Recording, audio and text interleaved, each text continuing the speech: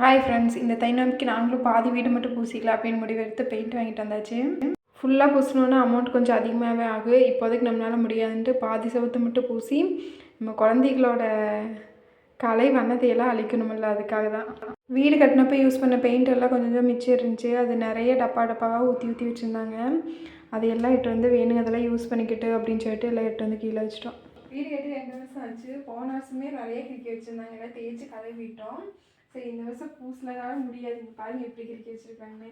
அதனால மேலையெல்லாம் நல்லா இருக்குது. பாதி சிவரு மட்டும் பூசிக்கலாம் அப்படின்ட்டு இந்த சிவரு இந்த பெட்ரூமே ஃபுல்லாக நிறையிடுச்சு. அங்கே இந்த ஜன்னல் கட்டை கூட விட மாட்டாங்க. எங்கேயும் கேப் இருக்குதோ அங்கேயெல்லாம் கிறுக்கி வச்சிடுறாங்க பாருங்கள். இங்கே இந்த மாதிரி ஏதாவது டேபிள் இருந்தால் அங்கே கிறுக்கிறது இல்லை, மற்ற இடத்துல எல்லாம் கிறுக்கி வச்சிருக்குது. பெட்ரூமில் கிறுக்கிட்டு ஹால்லையாவது விட்டுருக்கலாம்ல, அங்கேயும் விடலை. இங்கே பாருங்க, டிவி கீழே அதை கொஞ்சம் கேப்லேயும் கூட விடலை.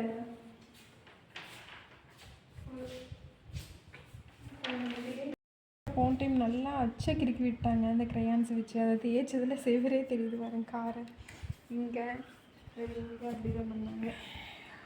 இங்கேயும் நாங்கள் அப்படியே நல்லா அழுத்தி தேய்ச்சதில் எல்லாம் விட்டுருச்சு. இதெல்லாம் உன்னையும் தேய்ச்சோன்னா போயிடும் சொல்லிட்டு சேம் டைம் இங்கேயும் அப்படி தான் தேய்ச்சதெல்லாம் அந்த காரை தெரியுது பாருங்க. நாங்களே பூசிக்கிட்டலாம். சரி, அவசரத்துக்கு மட்டும்தானே, நம்மளே கொஞ்சம் பெயிண்ட் இருந்துச்சு பழசு, நம்மளே பூசிக்கிட்டலான்ட்டு இங்கே பூசணும். பூசி பார்த்தா இங்கே அந்த ஓட்டோட்டையே தெரியுது தேய்ச்சி இடத்துலலாம். செட் ஆகாது அப்படின்ட்டு தான் அவங்களே ஆளுலேயே வர சொல்லிட்டோம். இப்போல்லாம் ஏதாவது இந்த பட்டி மாவு வச்சு தான் பூசணும். சரி, நம்ம பூசினா செட் ஆகாதுன்ட்டு ஆளுவே வர சொல்லியாச்சு. இங்கே 2-3 நாளாக வரேன்னு சொல்லிட்டு இருக்கிறாங்க. இன்னும் வரல. நாளைக்கு ஃபைனலாக வரேன்ட்டு இருக்காங்க. என்ன பண்ணுவாங்க தெரியல. எல்லாம் வாங்கி வச்சு பார்க்கலாம்.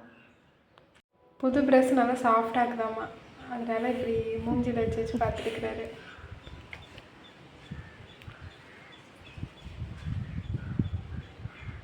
ஏன் மோந்து வைக்கிறீங்க?